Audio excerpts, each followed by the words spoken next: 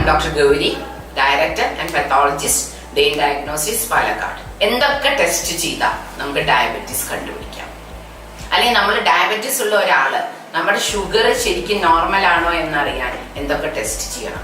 Normally ഏത് diabetic പേഷ്യന്റും പറയും, ഞാൻ എല്ലാ മാസവും കൃത്യമായിട്ട് ഭക്ഷണം കഴിക്കാണ്ട് ഷുഗർ നോക്കാറുണ്ട്, ഭക്ഷണം കഴിച്ചിട്ട് ഷുഗർ നോക്കാറുണ്ട്. അത് മാത്രം മതിയോ?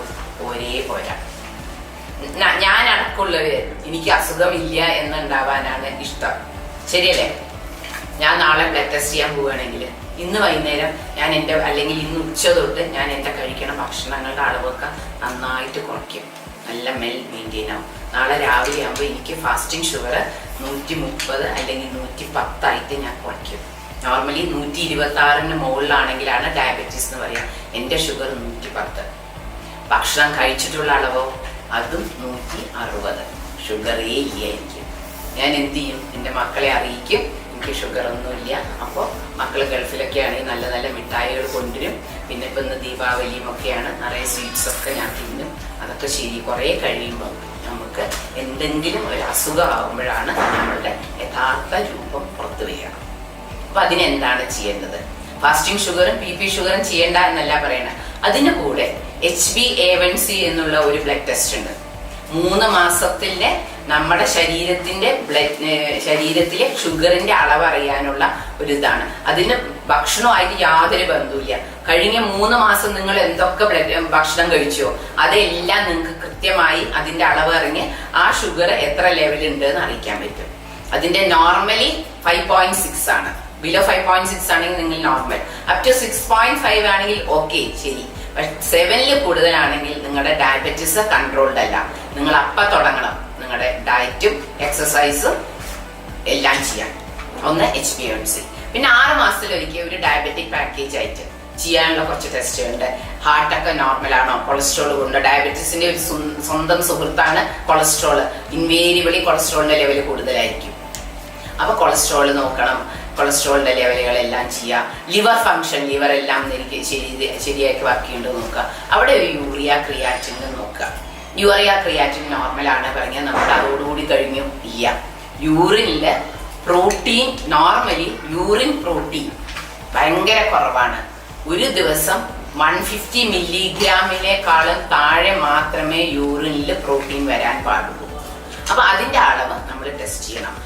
അതിനാണ് യൂറിൻ മൈക്രോ ആൽബമിനൂറിയ എന്നുള്ളൊരു ടെസ്റ്റ്. അത് ടെസ്റ്റ് ചെയ്യണം. യൂറിനിലെ പ്രോട്ടീൻ ക്രിയാറ്റിനിൻ റേഷ്യോ ടെസ്റ്റ് ചെയ്യാം. ഈ 3 ടെസ്റ്റുകളും 6 മാസത്തിലൊരിക്കൽ നമ്മൾ ചെയ്യുകയാണെങ്കിൽ അത് നോർമൽ ആണെങ്കിൽ നമുക്ക് ഉറപ്പാക്കാം നമ്മുടെ കിഡ്നി സേഫ് ആണ്, നമ്മൾ ഡയാലിസിസ് വരെ നടക്കേണ്ടത്. ഇനി അത് കുറച്ച് കൂടാൻ തുടങ്ങിയിട്ടുണ്ടെങ്കിൽ അടുത്തുള്ള നല്ലൊരു ഡയബറ്റോളജിസ്റ്റിനെ കണ്ടിട്ട് അതിന് മരുന്നുണ്ട്. ക്രിയാറ്റിനിൻ മുഴുവൻ പോയി നമ്മുടെ കിഡ്നി മുഴുവൻ കേടുവന്നാലാണ് നമുക്ക് ഡയാലിസിസ് അല്ലെങ്കിൽ റീനൽ ട്രാൻസ്പ്ലാന്റ് വരിക. നേരെ മറിച്ച് കിഡ്നി കുറച്ചേ പോകാൻ തുടങ്ങിയിട്ടുള്ളൂ എന്നുണ്ടെങ്കിൽ ആ പോക്കിനെ നമുക്ക് പ്രിവെന്റ് ചെയ്യാൻ പറ്റും മരുന്ന് കഴിച്ചിട്ട്. അപ്പൊ എൻ്റെ ഈ ഒരു ഡയബറ്റിക് ഡേ സന്ദേശം തന്നെ ടു പ്രിസർവ് യുവർ കിഡ്നി. അത് എളുപ്പമാണ്. ബ്ലഡും കൂടി എടുക്കേണ്ട ആവശ്യമില്ല. യൂറിനേ ഉള്ളൂ. യൂറിനിൽ 3 ടെസ്റ്റുകൾ ചെയ്യാം. അതും എല്ലാ മാസം വേണോ? വേണ്ട. 6 മാസത്തിലൊരിക്കൽ നമ്മൾ ഈ ടെസ്റ്റ് ചെയ്താൽ തന്നെ നമ്മുടെ കിഡ്നി നമുക്ക് പ്രിസർവ് ചെയ്യാൻ പറ്റും. പിന്നെ ഇതിന്റെ കൂടെ ഒരു ECG എടുക്കാം. പ്ലസ് എക്സ്റേ വേണ്ട, കണ്ണ് നോക്കുക. കണ്ണ് നോക്കാൻ ഭയങ്കര ഇമ്പോർട്ടന്റ് ആണ്. പിന്നെ നമ്മൾ തന്നെ സ്വയം ഒരു സെൽഫ് എക്സാമിനേഷൻ, വായിൽ വല്ല മുറിയുണ്ടോ, കാലിൽ വല്ല മുറികളുണ്ടോ, കാല് വൃത്തിയായി നോക്കാനും നന്നായിട്ട് ക്ലീൻ ചെയ്ത് വെക്കാനും എപ്പോഴും ചെരുപ്പ് ഉപയോഗിക്കാനും സൂക്ഷിക്കണം. ഇത്രയും ടെസ്റ്റുകൾ ചെയ്താൽ, ഈ ഡയറ്റുകൾ നന്നായി കൺട്രോൾ ചെയ്താൽ, നമ്മളുടെ എക്സസൈസ് നന്നായിട്ടുണ്ട് എന്നുണ്ടെങ്കിൽ നമുക്ക് നമ്മളൊരു ഡയബറ്റിക് പേഷ്യന്റ് ആണെങ്കിലും നമുക്ക് സാധാരണ മനുഷ്യരെ മാറി തന്നെ ജീവിക്കാം. ഇതൊക്കെ കഴിഞ്ഞാൽ നിങ്ങൾക്ക് ചോദിക്കും, അപ്പൊ നമ്മൾ ഇത്രയും റെസ്ട്രിക്ട് ചെയ്ത് കഴിഞ്ഞാൽ നമുക്ക് എന്തെങ്കിലുമൊക്കെ ഒന്ന് വായിക്ക് രുചിയുള്ളത് തിന്നണ്ടേ? തിന്നാലോ. നമ്മള് ഒരു ദിവസം പോലും നമ്മൾ ഷുഗർ കഴിക്കുന്നില്ല. അപ്പൊ കൊല്ലത്തിൽ അല്ലെങ്കിൽ 2 മാസത്തിലൊരിക്കൽ എൻ്റെ കുട്ടിയുടെ പിറന്നാളാണ്, ഒരു 1/2 ഗ്ലാസ് പായസം എനിക്ക് കുടിക്കാം. ആ 1/2 ഗ്ലാസ് പായസം കുടിക്കുകയാണെങ്കിൽ നമ്മൾ അന്ന് ചോറേ എടുക്കണില്ല. ആകെ ഈ ഒരു 1/2 ഗ്ലാസ് പായസം മാത്രമേ കഴിക്കുള്ളൂ. അത് ഇന്ന് എൻ്റെ മകളുടെ പിറന്നാള്, നാളെ എൻ്റെ പേരക്കുട്ടിയുടെ പിറന്നാള് പാടില്ല.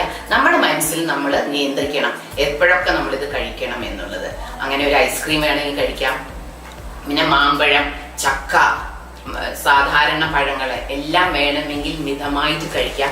ഒരിക്കലും അതിന്റെ ജ്യൂസ് കുടിക്കരുത്, അതായിട്ട് തനിയായിട്ട് തിന്നാം. ചക്കയൊക്കെ ആണെങ്കിൽ പഴം ആവണേന്ന് നിൽക്കരുത്, അല്ലാണ്ട് തന്നെ ചക്കയായിട്ട് തിന്നാൽ അത് ശരീരത്തിന് ഭയങ്കര ഗുണം ചെയ്യും. ഇത്രയും ടെസ്റ്റ് ചെയ്താൽ എനിക്ക് തോന്നുന്നു നമുക്കൊരു നോർമൽ ലൈഫ്, ഹാപ്പി ആയിട്ടൊരു ലൈഫ് ഉണ്ടാവാം. നിങ്ങൾ എല്ലാവരും, എനിക്ക് എല്ലാവരോടും പറയാനുള്ളത് ഏറ്റവും ഇമ്പോർട്ടൻ്റ് ആയിട്ട് കിഡ്നി പ്രിസർവ് ചെയ്യാണെന്ന് നിങ്ങൾ എല്ലാവരും ഇത് ശ്രദ്ധിക്കുമെന്ന് വിചാരിക്കുന്നു. Thank you.